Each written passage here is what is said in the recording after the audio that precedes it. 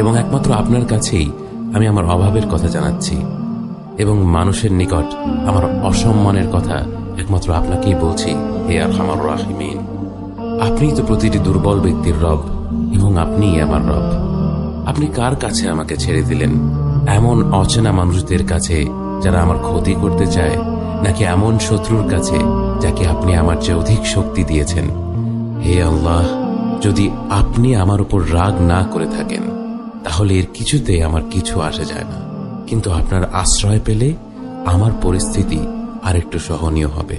হে আল্লাহ, আমি আপনার চেহারার নূরের কাছে আশ্রয় চাই, যা সব অন্ধকারকে উজ্জ্বল করে দিয়েছে, যা দুনিয়া এবং আখিরাতের সব বিষয়ের সংশোধক।